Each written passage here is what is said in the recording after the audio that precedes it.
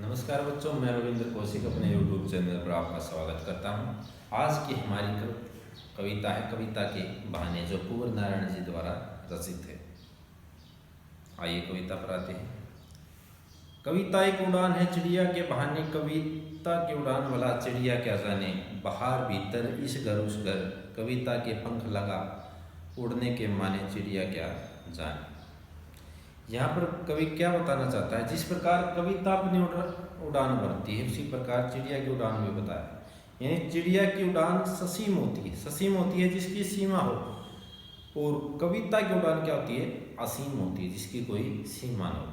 ठीक है, तो जो कविता है वो निरंतर उड़ती रहती है, वर्तमान में भविष्य में, यानी तीनों कालों में उड़ती रहती है। और जो चिड़िया होती है उसकी सीमा ससीम होती है, यानी निश्चित समय के लिए वो उड़ती है। चिड़िया को क्या पता। इसमें चिड़िया क्या जाने प्रश्न अलंकार का प्रयोग किया गया। बाहर भीतर इस घर उस घर, यहाँ पर अनुप्रास अलंकार का प्रयोग है। कविता के पंख लगा, यहाँ पर रूपक अलंकार का प्रयोग किया गया। चिड़िया क्या जाने, यहाँ प्रश्न अलंकार का प्रयोग किया गया। इसमें यही बताया कि चिड़िया को कविता की उड़ान के बारे में नहीं पता, क्योंकि उसकी निश्चित होती है, उसकी अनिश्चित होती है, निरंतर चलती रहती है उड़ान।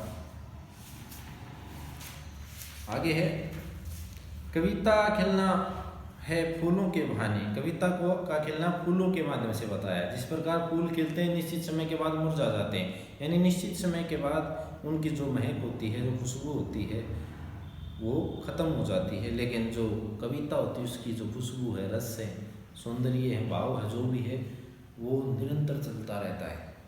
कविता का खिलना भला फूल क्या जाने, कविता का खिलना भला फूल क्या जाने। यहाँ पर काकू वो करोति अलंकार का प्रयोग किया गया है। बाहर भीतर इस घर उस घर, बिना मुरझाए महकने को माने, फूल क्या जाने। फिर प्रश्न अलंकार का प्रयोग किया, फूल क्या जाने, यानी फूल को नहीं पता कि कविता की महक युगों युगों तक होती है। जैसे हमारी सुभद्रा कुमारी चौहान की वीर रश्मि की कविता थी, खूब लड़ी मर्दानी में तो झांसी वाली रानी थी, तुलसीदास जी द्वारा रचित है।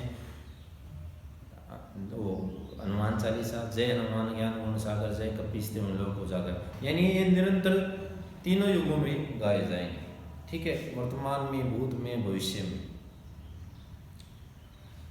कविता एक खेल है बच्चों के बहाने, बाहर भीतर यह घर वह घर, सब घर एक कर देने को माने, बच्चा ही जाने। यानी जिस प्रकार बच्चा भेदभाव को मिटाकर कभी इस घर में कभी उस घर में खेलता रहता, उसी प्रकार कभी इस काल में कभी उस काल में कभी आगे काल में जो कविता वो खेलती रहती है, और अपने जो भाव है, सौंदर्य है, जो उद्देश्य है वो अपना स्पष्ट करती रहती है।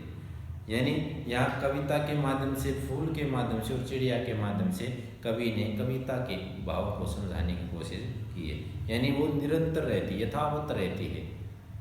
आशा करता हूँ कि आपको ये पोएम समझ में आ गई होगी। धन्यवाद। जय हिंद, जय भारत।